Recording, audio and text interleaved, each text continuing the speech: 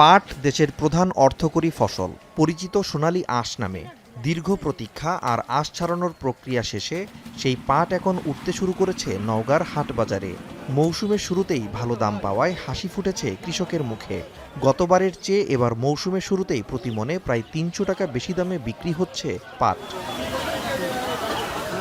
মঙ্গলবার মান্দা উপজেলার সতীহাটের সাপ্তাহিক হাট। জেলার অন্যতম বড় পাটের এই হাটে ভোর থেকেই বিভিন্ন যানবাহনে পাট নিয়ে আসেন কৃষকরা।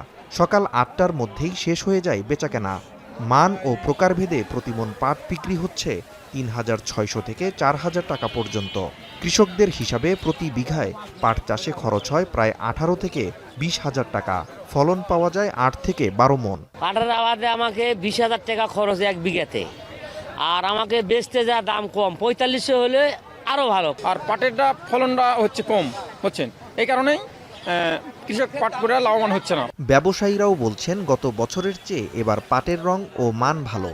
একই সঙ্গে বাজারে রয়েছে চাহিদা, তাই বাড়তি দামে কিনতে হচ্ছে পাট। এই হাটে প্রতি সপ্তাহে প্রায় ৩০ লাখ টাকার পাট বেচাকেনা হয়। পাটের কোয়ালিটি ইনশাল্লাহ ভালো আছে, এইগুলো পাট চলবে, বাজারে কোনো সমস্যা নাই। পাট এবছর মোটামুটি ভালো হচ্ছে, যেহেতু বৃষ্টি আছে এই জন্য আমাকে কোনো কষ্ট হয় না। ৩৬, ৩৭, ৩৮, ৩৮ এরাই হচ্ছে। এরা হওয়ার কারণ স্টকার পার্টি নামিছে, মেল পার্টি নাই, এই কারণে স্টকাররা কিনছে। জেলা কৃষি অফিসের তথ্য অনুযায়ী এবছর নওগাঁয় ৩,১৭০ হেক্টর জমিতে পাটের আবাদ হয়েছে।